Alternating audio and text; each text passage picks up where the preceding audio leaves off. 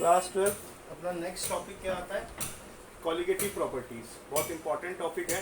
हम कैसे इसको डिफाइन कर सकते हैं? We can say property of a solution which depends on the number of solute present in given volume of the solution. Suppose हम ये कह रहे हैं कि हमारे पास क्या है, 5000 पार्टिकल्स हैं in given 500 cc of solution. ये एक हमारे पास सेट है। दूसरे सेट में हम क्या देख रहे हैं? There are about 8000 particles in 800 cc। हम अगर इसका रेशियो कंपेयर करके देखें, सपोज इसको हम कह देते हैं फर्स्ट सॉल्यूशन, इसको हम कह देते हैं सेकंड सॉल्यूशन, तो हम क्या देखेंगे? इसमें total number of particle present in given volume कितना हो जाएगा? 10। और इसमें कितना हो जाएगा?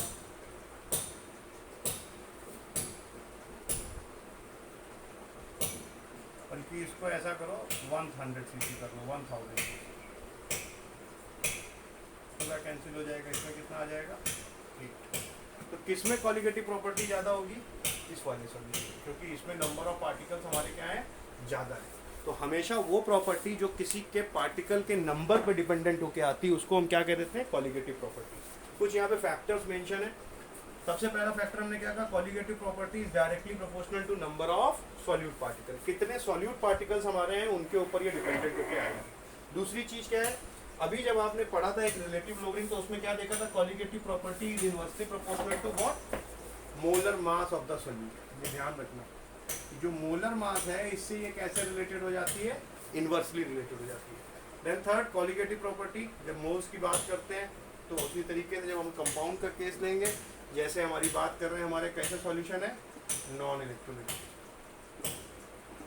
उस केस में हमारा क्या होगा? कॉलिगेटिव प्रॉपर्टी डायरेक्टली प्रोपोर्शनल हो जाएगी किसके? नंबर ऑफ मॉलिक्यूल्स के। अगर इलेक्ट्रोलाइटिक है तो वो क्या कहलाएगा? नंबर ऑफ आयंस के। इसी तरीके से कॉलिगेटिव प्रॉपर्टी प्रोपोर्शनल हो जाएगी मोल्स के, मोल फ्रैक्शन के। ये 4 कॉलिगेटिव प्रॉपर्टी हैं जो आपके सिलेबस में आपको पढ़नी है।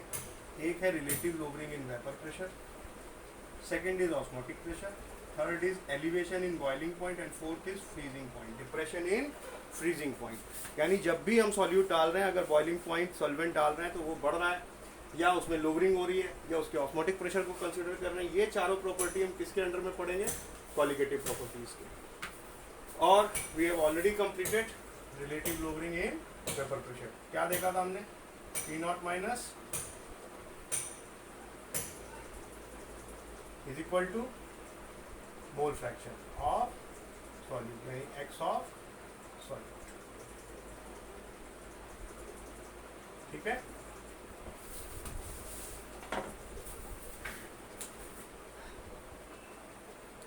सपोज हमारे पास हम कह रहे हैं इक्विमोलर सॉल्यूशंस हैं।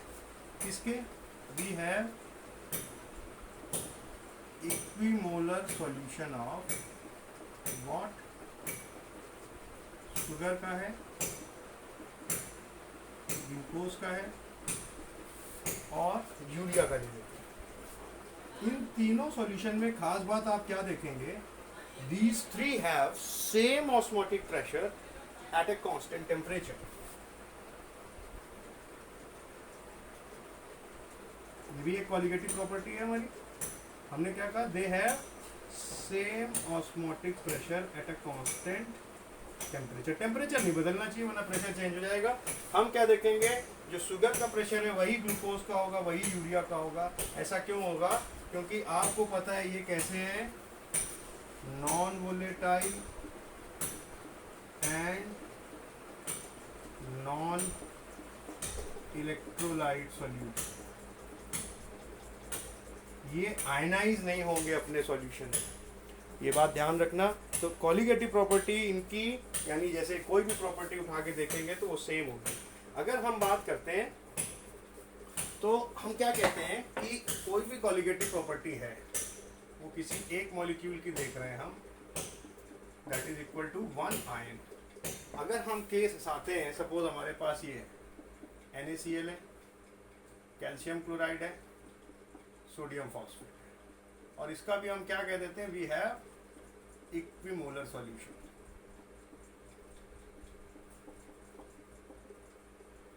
इसके केस में भी क्या कॉलिगेटिव प्रॉपर्टी सेम होगी? ऐसा नहीं होगा। क्यों नहीं होगा? यहाँ पे क्या होगा, ध्यान से लिख लेना ये बात, डू नॉट हैव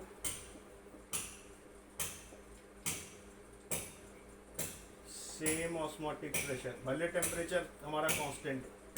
इसके पीछे का रीजन क्या होगा? ये तीनों आप क्या देख रहे हो? इलेक्ट्रोलिटिक है, इलेक्ट्रोलाइट है, यानी ये क्या करेंगे? आयनाइज करेंगे। इनमें हम कंपेयर करें तो Na और Cl हमारा क्या देगा? 2 आयन देगा। कैल्शियम क्लोराइड हमारा क्या देगा? 3 आयन देगा। भाई एक आयन किसका होगा? कैल्शियम का, और 2 आयन किसके होंगे?